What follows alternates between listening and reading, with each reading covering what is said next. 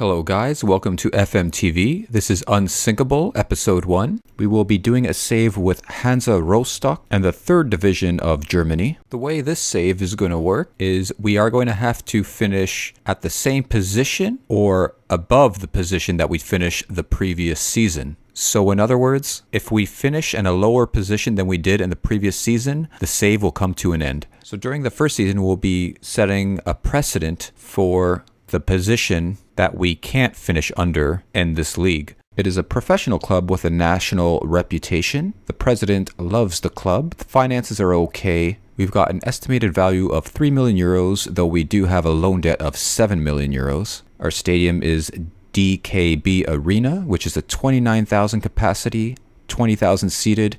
We've got great training facilities and great youth facilities.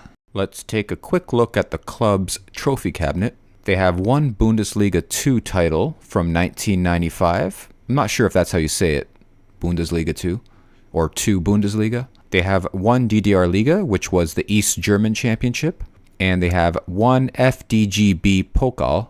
So here are our ins and outs. Let's actually first look at a player that I released on a free transfer. Maximilian Roche, 23-year-old defensive midfielder, and didn't feel he had too much to offer us. I actually had a tough time getting rid of our players on our wage bill. I had to cut costs because the club has a lot of loan debt they have to pay back, which sucks, but it's something you gotta do.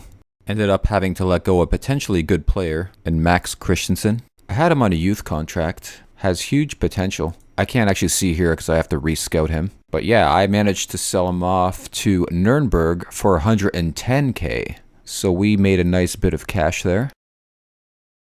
Speaking of cash, let's take a look at our finances.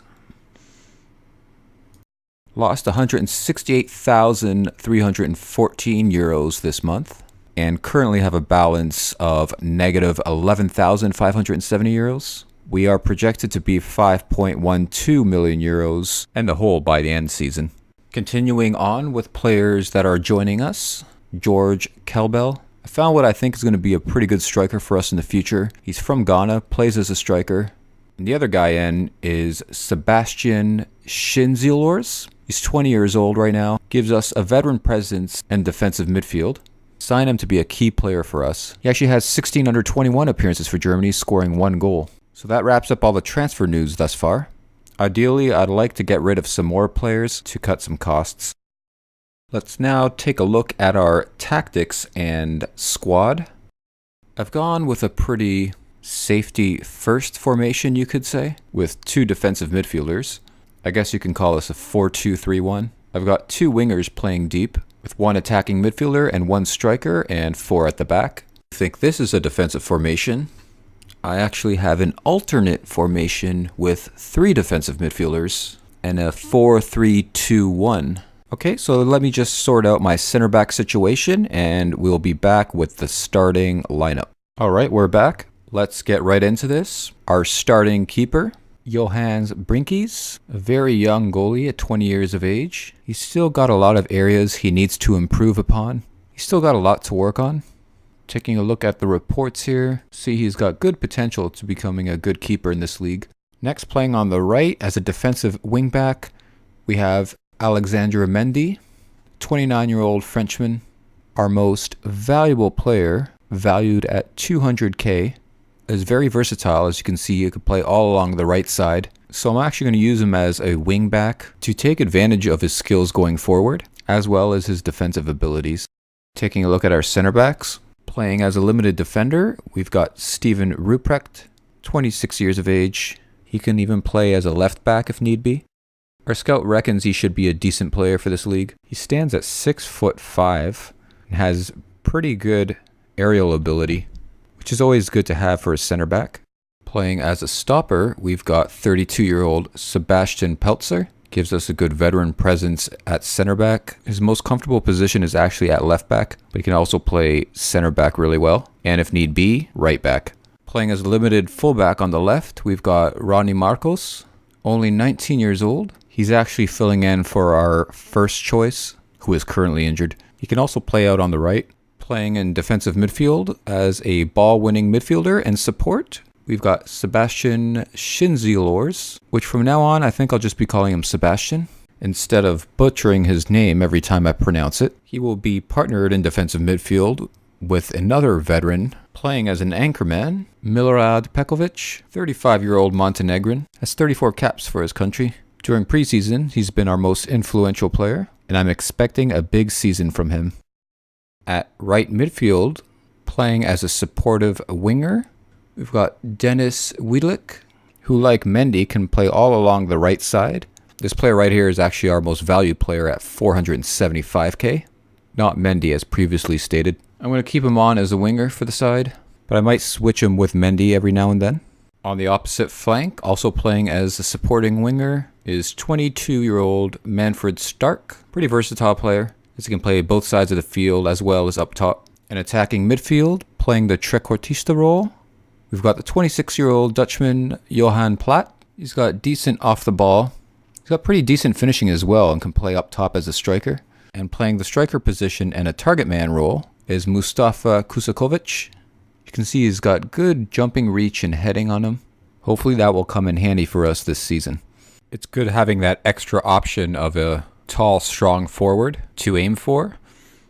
The target man role is actually the only role I think he's able to play well. Ideally, that's the role I'll use him for.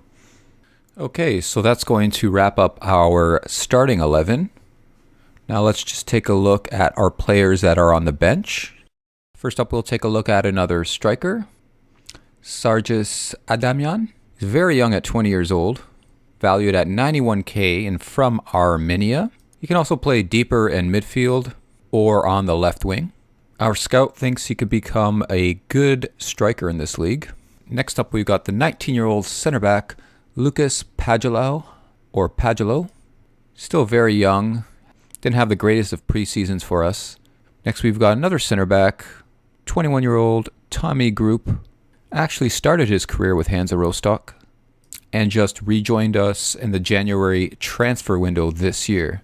Next up, we got the 31-year-old veteran Leo Haas, bringing some experience to our midfield. He's actually wanted by 2 other clubs at the moment. Next, we have another midfielder, 21-year-old Sasha Schunman, valued at 185k, and has got the potential to become a good defensive midfielder for us. Next, we got the wide midfielder or winger, Julian Jacobs, 23 years old, has yet to make a league appearance for the club, so hopefully that's going to make him a hungry player for us this year. And lastly, we've got another striker on the bench who can also play out on the wing, Halil Savran, 28 years old.